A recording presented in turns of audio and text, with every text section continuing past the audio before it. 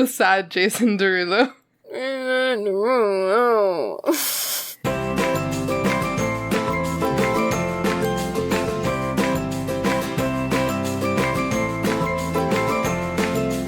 Dear listener, today's going to be a good day, and here's why. Because today, we're ending it with a button and getting on with the show. I'm Becca. And I'm Eni, and this is Sincerely Us, a podcast for the casual musical theater fan. Did you get it? Did you get my intro? I didn't at all. Because the end of Act 1 songs always end with a button, and then you get on with the rest of the show. They always end with like a... No? All right. I'm sorry. I'm running on 50% brain capacity right now. Okay, well, you can't because I have some really exciting news. Okay, go. That if you follow me on social media, you already know. I mean, I follow you on social media and I still feel like I don't know what you're going to say, so... You do know what I'm going to say. Oh, okay, go. Go. Tell me. The Lightning Thief is going on Broadway. Oh, yes. That is happening. We literally finished recording our episode and the next day it was announced and I was like, ugh! Yeah. I'm super excited. I want to see it because you haven't stopped talking about it for the past month. Uh-huh. So I really I want to see it. I'm super excited that it's happening and we'll hopefully see it in November. Maybe if we can get tickets. We'll see. I just am so excited. All right. I just needed to get that out of the way because if I didn't, I was going to have so many DMs be like, Becca, did you hear the news? I'm going to be like, y'all, of course I heard the news. It's all over my social media. Y'all, I do know. All right, Eni, what are we talking about today? I don't even know. Wait, let's finish talking about our week. Did I have anything exciting that happened this week? I gotta stop playing with this binder clip that's on my notebook. I don't think I did anything exciting this week. Okay. Did I? Oh, I finished the Adventure Zone balance, which was emotional for me. I'm such a nerd. I don't... that's literally all I did this week. Is listen to a D&D podcast. I know. It's addicting. I re-listened to the second one. Oh, I went to... It's fine. We're nerds. It's completely and totally acceptable. I went to this pop-up of a... it's a bakery in New York, Milk Bar. Mm-hmm. And so they've been doing a pop-up food trucks in a few cities, and they were in Miami, which was their last stop.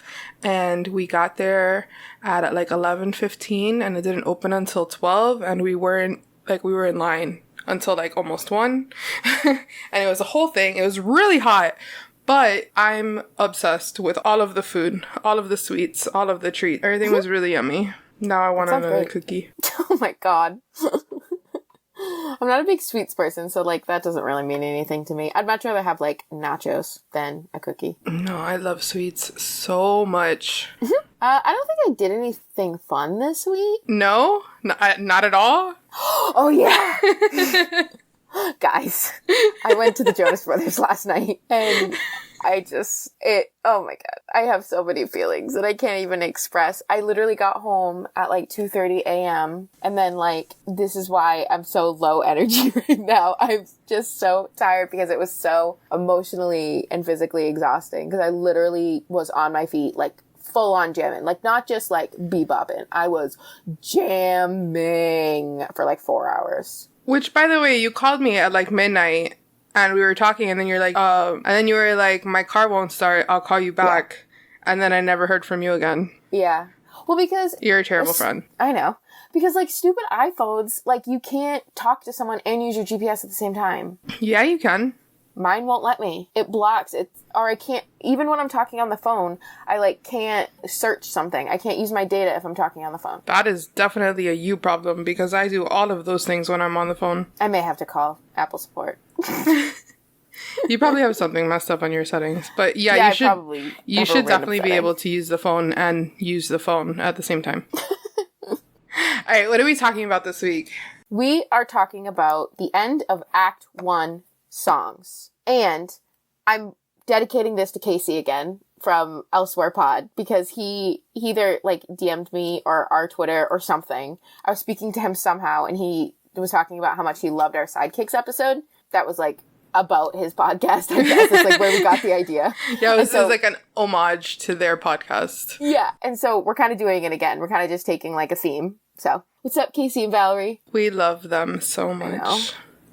Yeah, so this was kind of an idea that I had because I don't even remember what I was listening to. It was probably Hamilton. And it's just like the end of Act 1 always ends, well, not always, but typically ends on this like high note of like this huge company number, and you're just like super excited about it, and then it's intermission. And usually I get upset when it's intermission because I just want to keep watching the show. Yeah, I am. Most, like, I have a theater playlist that I only allow myself to add, like, so many songs from so many musicals. I've been listening to that playlist, by the way, for, like, the past 2 weeks on repeat. I just basically go to my favorite musicals and then just pick, like, 2 or 3. Unless it's Newsies, I think I have almost the whole soundtrack on there. But usually it's just like 2 or 3. So a lot of the songs that we're going to be talking about today are the ones that I've chosen because they're usually my favorites, because I am a sucker for an ensemble. Like, it's my favorite part of theater is listening to ensembles. So, and that's most of those. Yeah, it is. Like, usually the huge ensemble number is the end of Act 1 song. Because it's like the peak of the climax. Yeah, exactly. I mean, I already brought it up. The last song of Act 1 of Hamilton is Nonstop. Which is kind of funny because you would think, at least maybe it's just me, but I always thought that the end of Act 1 would be at the end of the war. Right. Just because, like, story-wise, I feel like that would have been a good place to stop it. I mean, don't get me wrong. Nonstop is, like, one of the best songs on that album. Sure. And in that show. And it's such a hype song. And I love it so much. I love trying to say all the parts at the end. Oh, well, yeah, because that's another very typical thing of, like, the last song of Act 1 is that they usually bring in all of the songs that they've sung up until that point. So Nonstop has, I wrote all of this down, has Wait For It, That Would Be Enough, Satisfied, Helpless, Schuyler Sisters, History Has Its Eyes on You, My Shot, Alexander Hamilton, all in towards the end of Nonstop. Such a good song. The History Has Its Eyes on You is like my favorite Hamilton song. Yeah. Because George Washington is my favorite Hamilton character. So when it gets to that part, I am so hype. I am just like, I can't even, it makes me so happy when it gets to that part where Chris Jackson just comes in with the history has its eyes on you. See, no, it's Satisfied. Yeah. When she comes in, You Will Never Be Satisfied, I'm just like, oh. Satisfied. And then my part. That's perfect. Oh my god, that song is so good. And I don't know, it's just one of those songs that always gets me hyped and always gets me, like, if I'm having a bad day and I listen to that song, I feel like I can literally do anything. Oh yeah, definitely. And I, like, understand where you're coming from with, like, how you think it would be the end of the war, because that would make sense. I really like how they do it, though, because at the beginning of Nonstop, they're setting up Act 2. Whereas normally... So, Hamilton is strange. I mean, it is in general. But if you think about a lot of musicals, usually Act 1 and Act 2 are kind of plays within themselves. Yeah. So they almost have like a whole climax and fall, like obviously a small one during Act 1, and then Act 2 is like it all together, and it's like just feeding onto it. Whereas Nonstop kind of makes it more fluid. Like it isn't like a rise and fall in the first act. Yeah, it's not so much this is the end of this story, now here's the beginning of this next story. Right. Because they chose to add Nonstop into it, and then he becomes a lawyer. Yeah, I get that. Yeah. Because this kind of ties into the end of Act 1, is a lot of my favorite songs are also the beginning of Act 2. Because you have to bring, like, the audience back. And, like, What Did I Miss is, like, such a good comparison to Nonstop, because Nonstop is, like, every other character, like, singing their entire part. And then all of a sudden, in Act 2, we're meeting, like, this character that we haven't met yet. And he's just like, hey, all that drama from Act 1 didn't affect me. What's great about What Did I Miss is that it's in a completely different tone, a completely different style than the rest of the show. And when you see Thomas Jefferson, like, on stage, he's dressed completely differently. Like, it's just, like, it plays into his whole, like, he definitely was not here during the war, and all of the things that happened did not affect him. But yeah, that is a really good song. I mean, I love all of the songs from Hamilton. No one's surprised by me saying that there's a song on the Hamilton soundtrack that I like. I mean, your little avatar literally has a ham on it. Not a ham, but yeah. Well, it's ham on top. I mean, it's not like ham that you eat. Oh my god. All right, dad joke. My little avatar has the Hamilton like logo on it. Because we picked like our 2 top shows. We did. Do you have anything else to say about Nonstop? Not really. I think it does such a good job of kind of tying everyone together as well.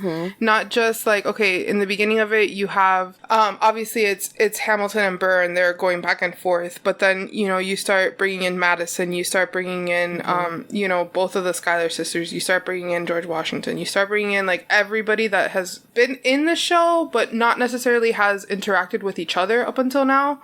Okay. So I like that aspect of it as well. Yeah, I mean, it's awesome. I love it. It kind of, I mean, we're gonna talk about Wicked later, so it's probably what we'll talk about next, but it kind of reminds me of, the first song in Wicked. Is it No Good Deed? No one mourns the wicked. Yeah, so it kind of reminds me, which is funny because that's the beginning of Wicked. Yeah. But it kind of reminds me of that because if you think about it, that song kind of takes place at the end of Wicked and then they do a flashback. Yeah. If that makes sense. So it's, I don't know, I think it's interesting, like these songs that are so full and so powerful can kind of fit anywhere. I don't know if that makes sense. Like, I don't know what I'm trying to say. Like, I was going to say that end of Act 1s don't usually end on a ballad, but that's not true either by the list that I'm looking at right now. No, but I get what you're saying. I mean, like, this is kind of, Wicked's kind of a different, obviously it's a different story, but like, it's kind of different, it's done differently in the way that it starts, like, the beginning of the show is the end of the show. Like, right. So the entire show is a flashback. So when you talk about No One Mourns the Wicked, it's technically the finale song. It is also kind of like The Greatest Showman. That also does the same thing. I know. It also does the same thing, where they play the end of the show at the beginning of the show. Yeah, which is awesome, but whatever. I like the music, okay? It's fine. Moving on.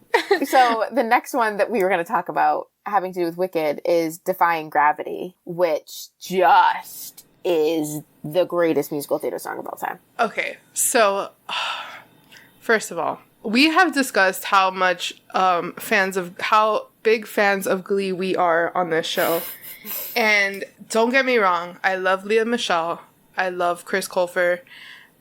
But it's nothing compared to seeing it and like having the entire build up of Act 1 to end like it at Defying Gravity. It's just completely different than just hearing the song by itself. Yeah, and like Wicked, even though like if you take away No One Mourns the Wicked, if you just start whatever the next song is that What Is This Feeling? I think it is. Yeah. Anyway, if you just like start there, I mean it's Dear Old Shiz, and then What Is This Feeling? Yeah, I kind of put those two together for some reason in my head. But if you take like from Dear Old Shiz to Defying Gravity, it's kind of like how I was talking before. There's a whole build, there's a build. There's kind of a finale that builds into the next. No one can see what I'm doing. I'm making like I can't even see what you're doing. I know.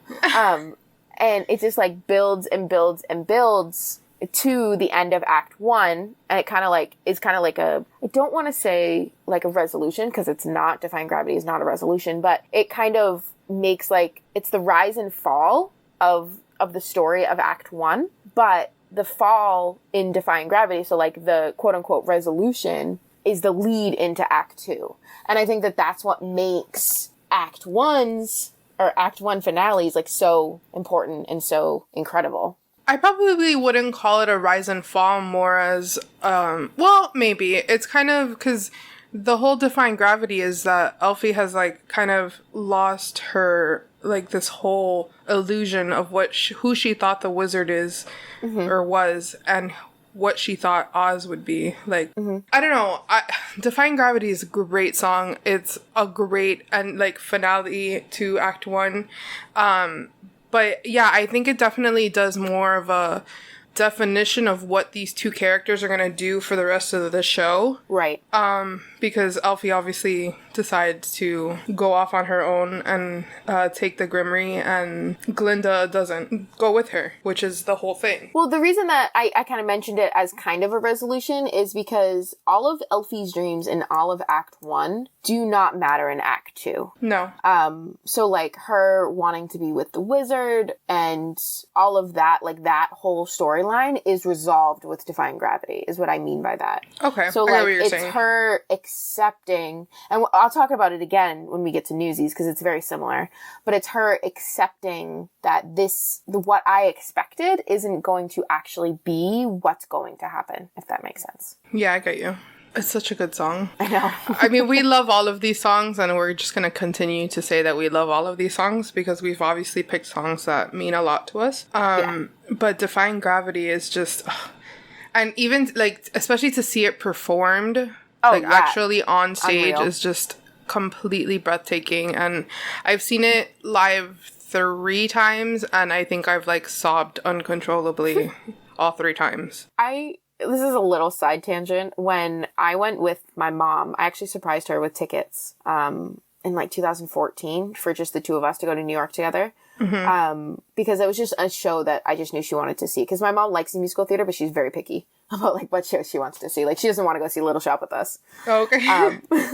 And so I surprised her with tickets, and it was like right after my sophomore year of college. No, it was right after my freshman year of college. And so I had been so into like the theater world, like learning how everything works. And I was just like so happy and excited. And the whole show, I just kept saying to her, kept leaning over and be like, hey, I bet I know how they did that. Hey, how do you think they did that? How do you think that they made the dragon puppet work? How do you think that she's being lifted right now? And I just remember her looking at me and be like, can you shut up? Yeah, I probably would have told you to shut up too. Like, we could have definitely had that entire conversation after the fact or during intermission. Oh, yeah. Dude, I was annoying. But I just think it was so funny where she just, like, looked at me and she was like, no, like, I don't care about this like you do. I just want to suspend my disbelief and be here. So that's what I think of every time I think of Defying Gravity because, like, the part where she gets lifted on the wires, which when we did Wizard of Oz my senior year of high school, it was really cool. My best friend at the time, Cassandra, she played, I guess, Elphaba, but she's not Elphaba in The Wizard of Oz. Yeah, the Wicked Witch. Yeah, and so we actually got to fly her because we had it's such a like advanced theater, so we like had the equipment for that and stuff. Oh, that's awesome. It was so incredible. I would not give the opportunity to be a part of that show for like anything in the world. I would not give it up, I mean. And so I just remember her being like, Becca, you know how they did it. You literally did it a few years ago. Like, yeah, I guess you're right. Man, but it's just, it's such a good interaction between Elfie and Glinda. And it's them kind of, both of them coming to the realization that everything that they believed in was fake. And that the wizard isn't all powerful. He doesn't know magic. Like, they're having their hopes and dreams basically crushed. And it's the two kind of ways that people would react to news like that, I guess. I don't know. I just... Their whole interaction and them, like, saying, hey, just because I'm not going with you doesn't mean I don't love you or we're not friends. And it's so good. And Elfie getting lifted at the end or flying off at the end. Oh, God. And now I need to see Wicked again. Oh, my God. It's such a powerful partner to For Good, too. Because at the beginning of Defying Gravity, they're literally fighting about, like, I hope you're happy. Like, you've ruined everything that I was working for and things like that. And then at the end of For Good, it's, like, such a good partnership between the two songs and, like, rounds out the entire musical. I love Wicked. Me too. Oh, my God. It's so good. Do you have any other thoughts on it? No, it's just, oh, yes, I do. So even when you think of even the arrangement of the music when it comes to Defying Gravity, Steven Schwartz is a genius, to put it lightly. For real. I think the way that he composed the song to be like, it's so harsh and so like staccato at the beginning when they'll be like, I hope you're happy. I hope you're happy now. And like, it's literally them fighting. And then as the music changes, it leads them into, like Alfie. I almost said Alfie. Like, that's so funny.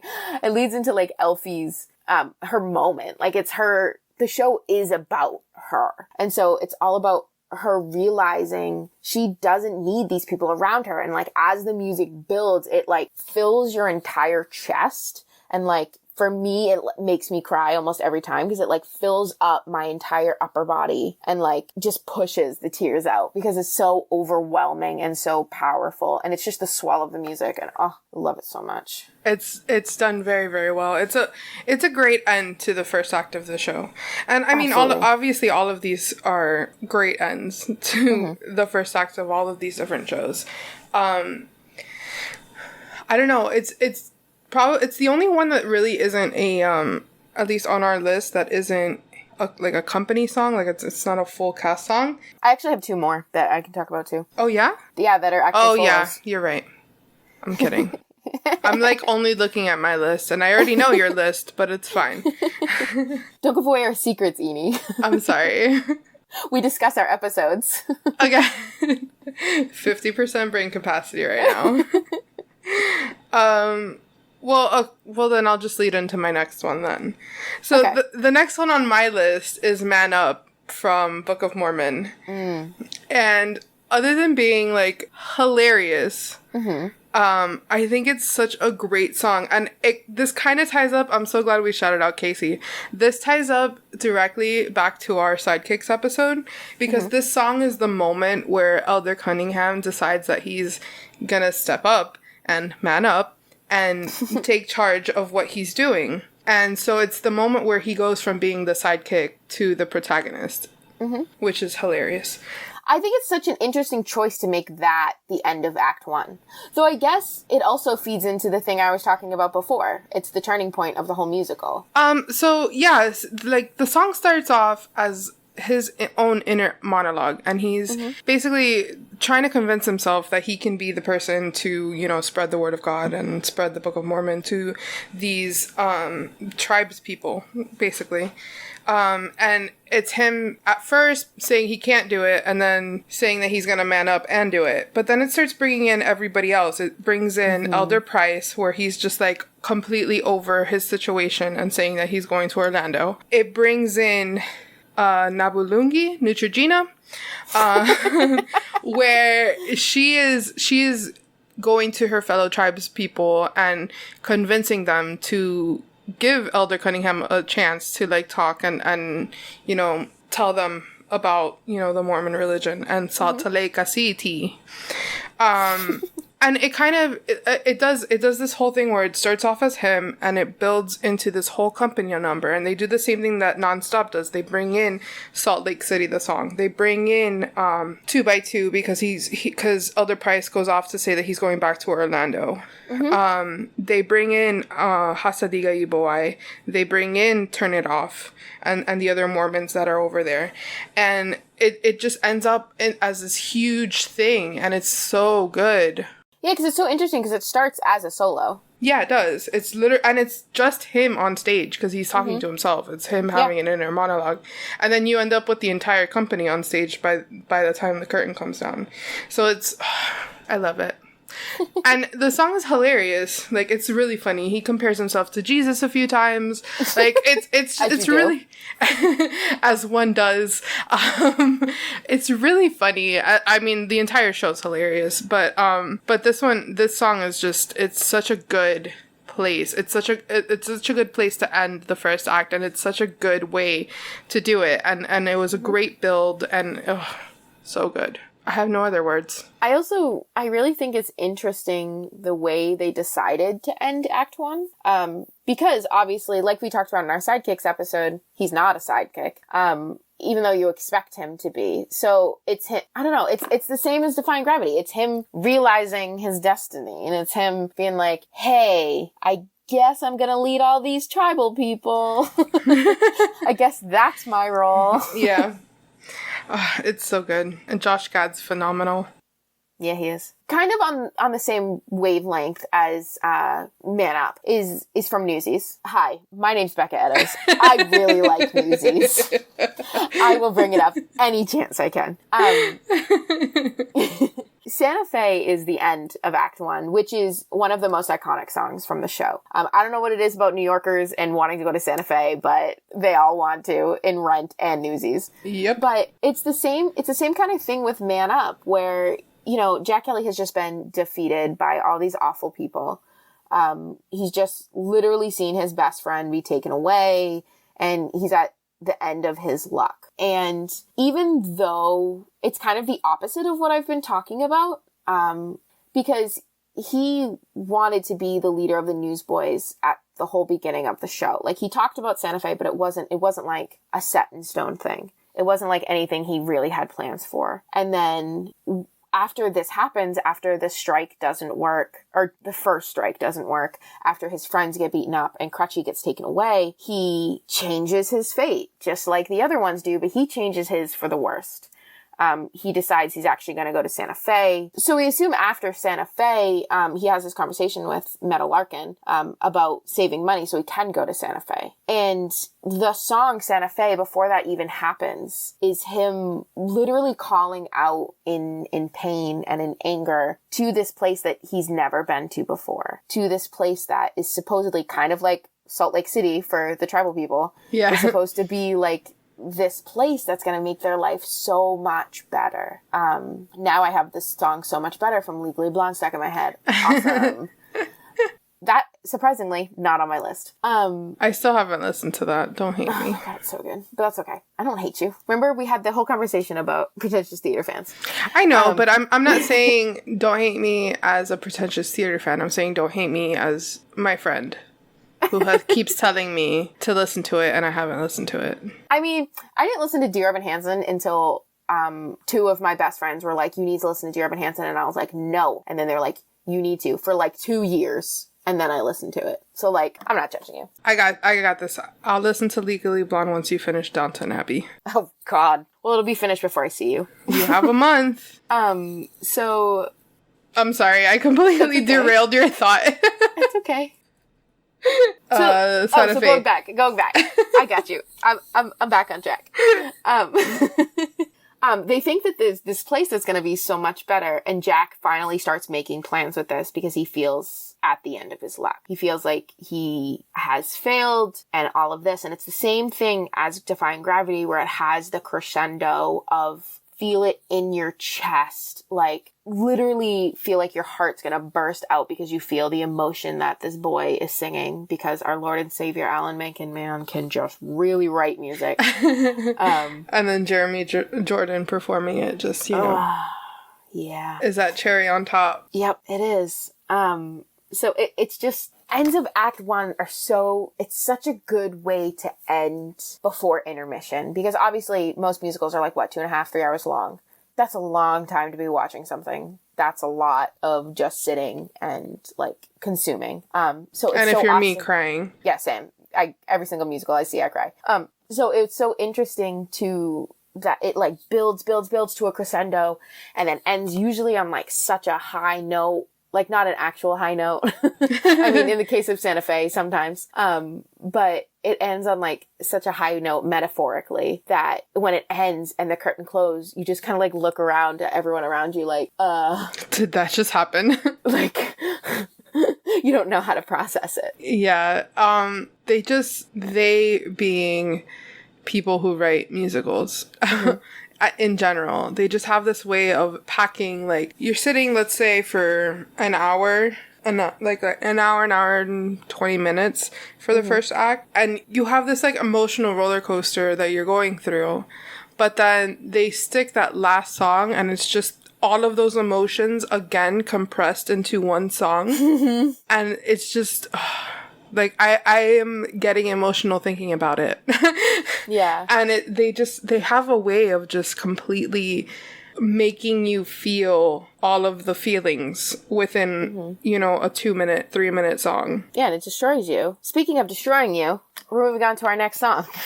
Okay, so I kind of cheated on this one. So technically, I know, I'm terrible.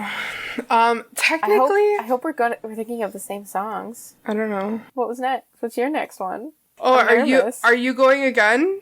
Did you want to go again? Was that what was happening? I was just going to segue into one we both had. Oh, go. Do it. And, like, speaking of destroying us at the end of Act 1, let's talk about You Will Be Found. Oh, God. Okay, yeah. We can definitely talk about that first. So this is not one of the songs that pulls in all of the other songs. Nope. But it definitely fits into the theory, I guess. Hypothesis that I've been talking about, where it changes the character's path.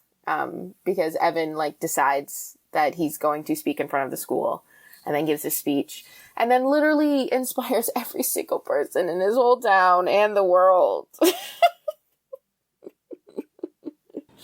You Will Be Found is, first of all, it's definitely the anthem of the entire show. Oh, yeah. It is the song that, everybody sings, and whenever they do, everybody submit your videos, and we're going to do a fan video of everyone singing, it's definitely You Will Be Found. Yeah. It makes me cry at least 3 times a day. And yeah, it's so well put together. It's not one of these songs that kind of brings back all of the other songs from Act 1, but it just tugs on those heartstrings. And it was all of the strings. It was one of the most extreme instances of that feeling that I was talking about. Did you really enjoy all my dramatic pauses? I hope you keep those in. We'll see.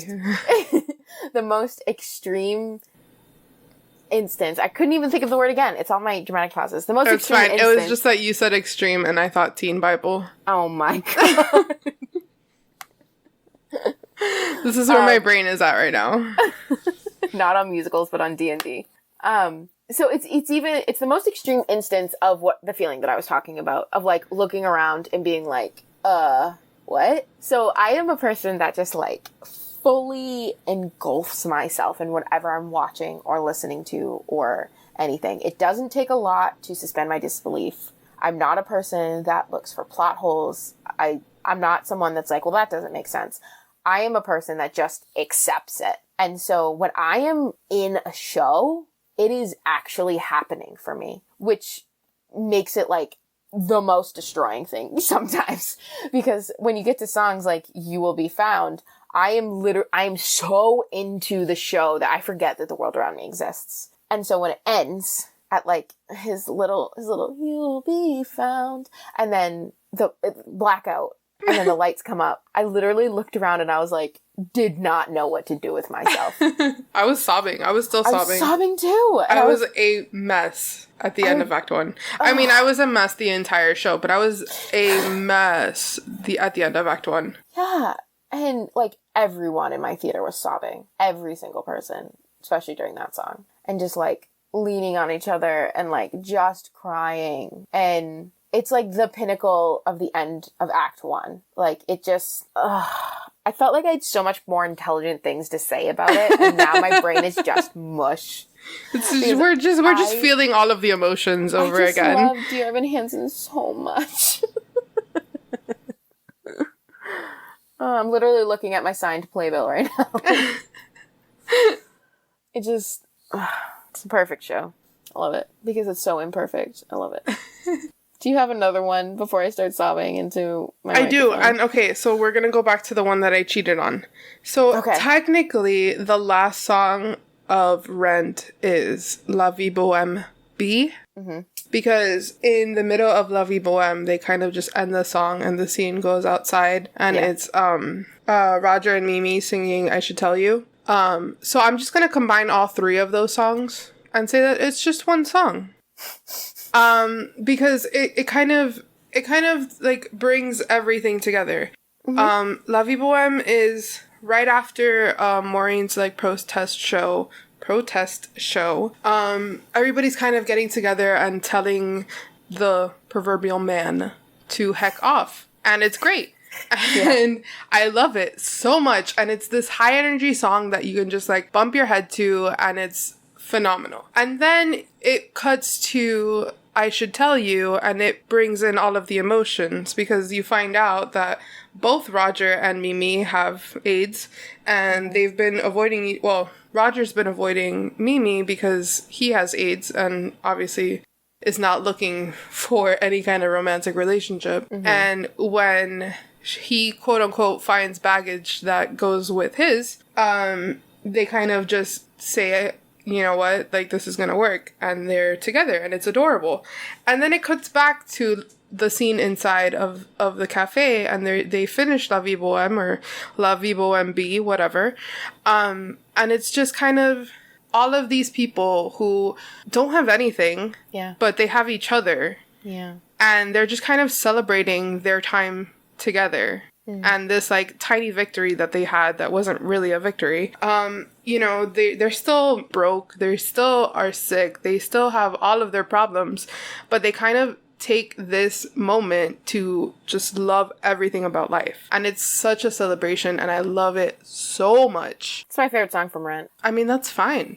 It was another moment, kind of like My Shot, like I talked about, I think it was last week, where I realized I knew all the words, and I thought that I was like hot crap. Like I thought I was the coolest person ever when I realized I knew all of the ramblings. Oh, it's just so good. It is. But yeah, so that's how I cheated, because those are 3 different songs, and yet I definitely am putting them together as one song, because it's really one scene. Well, isn't it one, it's one song on the... Nope. Well, it always leads into I Should Tell You on the version I listen to. Yeah, on the movie version or the like Broadway version? I don't know, let's look. On the movie version, it's La Vie Boheme, I Should Tell You, and La Vie Boheme B. Well, what's the one on my playlist? Look up my playlist. Oh, Theater by Becca Eddowes. That's me. Y'all should follow it. Yeah, you have the movie version. Well, the movie version ends with, I should tell you I got baggage. I should tell you baggage, wine, and beer. Yeah, and then the next song after that is I Should Tell You. Oh. Like, there's a full song. Oh. I guess I didn't understand that. And it's a duet between Robert. It's a duet between Roger and Mimi, and it's adorable. And they say I should tell you like a metric fuck ton of times. But it's a super cute, like super sweet song, and they end up kissing at the end, and it's adorable. And then they go back inside, and everyone's like basically like with the feeling of finally you guys are together, and then they continue with their wine and beer. I love that song. It's also, like, that's, besides Seasons of Love, like, that's the song from Rent. Whenever, like, if I was looking at videos of Jordan Fisher today because, like, of course. Duh. And all of the promo of him being Mark, it's always Mark running on the table during La Vie Boheme. Because that's such... I just sent you one of Neil Patrick Harris when he was, like, 12 doing that. And, like, it's such a good moment for Mark, who is usually not the center of attention. Which is hilarious, because he's the main character. I mean, yeah, but he's...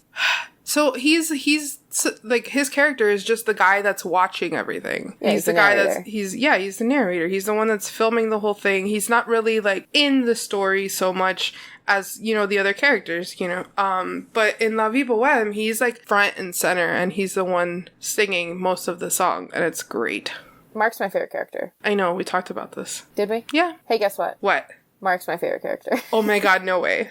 Alright, I got another song that defines the musical. Hit me. Hit me with your best shot. That's not it. Could be, you don't know. Not even close, actually. It's One Day More from Les Mis. Oh. Which, okay, so when I worked on Les Mis... I'm already crying, so go ahead.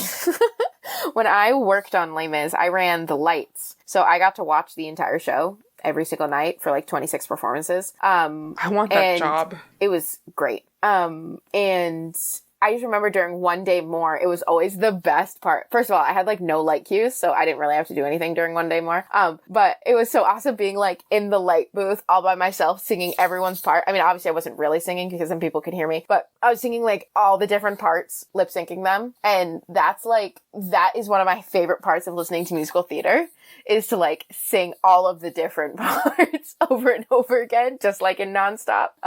It's trying to have a conversation with yourself, basically. I do that with What Is This Feeling from Wicked too, which is another hard one to do. Oh, sometimes. I do that one a lot. And I'll do that in front of Linton, and he thinks I'm like actually certifiably insane. So it's fine. But it's another one of those songs where everyone comes together and it's the climax of the show. Like, it's especially Marius, because like Marius is a huge character in the show. Obviously, he's a principal, but his decision to join the revolution and not follow Cassette is like the main point of One Day More, or one of the main points of One Day More. Yeah, but Les Mis itself brings in all the different songs constantly throughout the show. Oh yeah, it definitely does that. It's one of those shows that does that, because like Phantom is another show that does that throughout the entire thing. Mm-hmm. It's the operettes that do that. Hamilton's like the only exception. I mean, not really, but he just doesn't do it as much. Yeah, he does. I don't think he does it as much as Les Mis. I mean, Eliza says "Look Around" at least like 7 times outside of her song "Look Around." Her song outside of that would be enough. Yeah. She says it at least like 6 or 7 times. I mean more like because see, I know Les Mis inside and out, but I haven't listened to it in so long. I mean more like there are tunes like in Phantom and Les Mis that are given to different characters at different times. Oh yeah, I get what you're saying. You know, that's why sometimes when I am singing Les Mis, I'll just say the wrong lyrics, like, straight up, because I'm like, well, this is this part in the other song. Like, come on. Yeah. But One Day More is the biggest song in the show, which is saying something. It's everyone coming together and joining the revolution. Or if they're like the Thénardiers, just being like, I'm just gonna pillage you. Or Javert that's getting ready to fight against the revolution. Well, yeah, but Javert's a poop. Fair enough. But yeah, it's the quintessential Les Mis song. I remember, this is another side tangent. So, again, hi guys, I'm a Jonas Brothers fan. I was really into the Jonas Brothers, like, some of the peak of my fan. Was? Listen, this is a was, because I'm not this bad anymore. Okay. But this was right when Nick Jonas got a Twitter. And he was tweeting about something, and he capitalized the words "one day and more" in his tweet.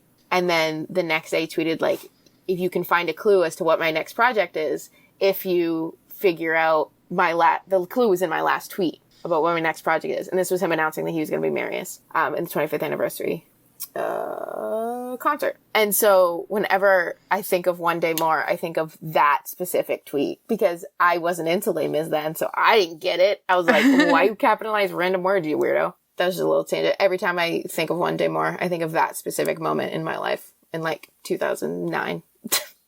Well, I think that's a good place to stop rambling about musicals that we love so much. You mean me just crying about Nick Jonas tweeting in 2009? I mean, that's you. But what about you guys? Like, what are your favorite end of Act 1 songs? Our Twitter and Instagram are at SincerelyUsPod. You can tweet at me directly or DM me on Instagram at _EenyMeeny. That's _INYMEENY.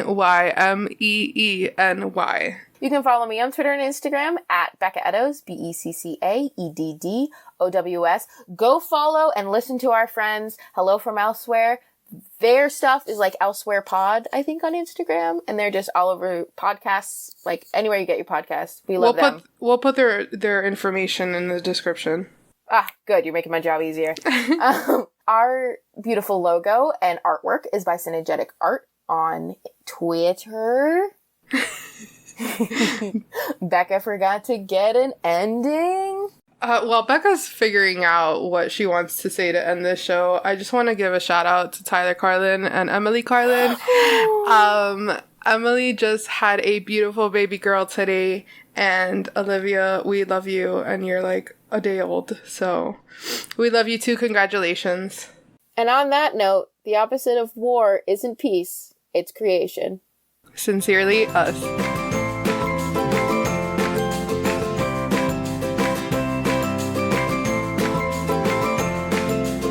I sound like a frog.